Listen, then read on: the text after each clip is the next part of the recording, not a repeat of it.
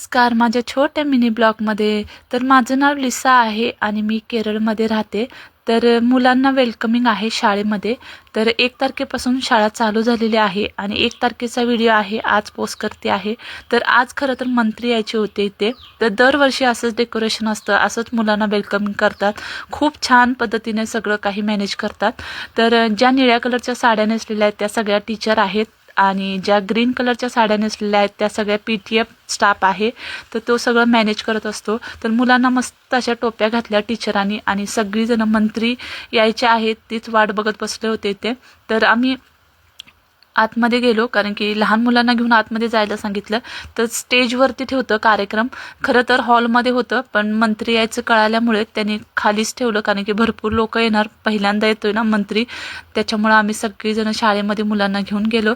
तर मंत्रीची एंट्री झाली होती. तर त्यांना पहिल्यांदा वेलकम ड्रिंकसाठी एका रूममध्ये नेऊन बसवलं थोडा वेळ. त्याच्यानंतर स्टेजच्या समोर त्यांना आणून बसवलं.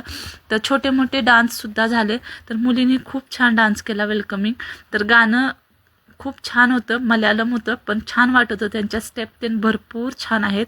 मला खूप आवडतं त्यांचे डान्स, पण मला काही येत नाही. त्याच्यानंतर वाद्य पेटवून वेलकमिंग केलं सगळ्यांना.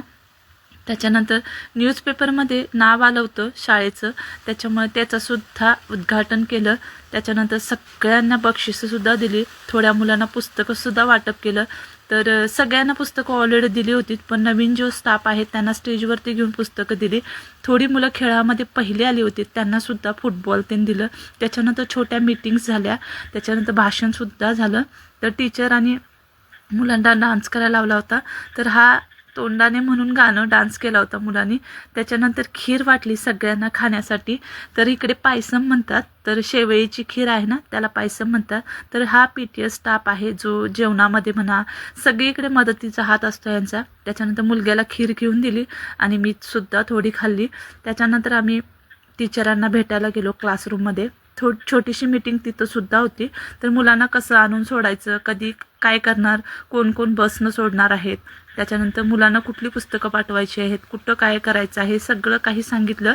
त्याच्यानंतर आम्ही निघालो. तर जेवणसुद्धा होतं, टीचरांनी सांगितलं बाहेर सगळ्यांना जेवणसुद्धा आहे, तुम्ही जेवून जाऊ शकता. तर मुलांनाच जेवण दिलं, मी का जेवली नाही. तर सगळा काही कार्यक्रम संपल्यानंतर तुम्ही बघू शकता खुर्च्या ते सगळ्या सेटअप लावून ठेवलं होतं. तर कार्यक्रम संपलेला आहे, उद्यापासून शाळा चालू होणार आहे, म्हणजे 2 तारखेपासून. तर 1 तारखेला सगळ्या मुलांना सुट्टी दिली फक्त फंक्शन संपल्यानंतर. तर जेवणामध्ये सांबर होतं, भात होता आणि वालाईची भाजी होती. तर मुलगा माझा रडत होता त्याला जेवायला हाताने भरव म्हणून, माझ्या हाताने. तर मी म्हटलं नको, कारण की सवय लागायला पाहिजे, दररोज आता त्याला स्वतःहून जेवायचं आहे. तर तो हाताने स्वतः जेवायला खूप कंटाळतो, मी भरवलं तरच तो जेवतो. तर असा माझा दिवस होता. चला मग भेटू पुढच्या व्हिडिओमध्ये. Bye bye.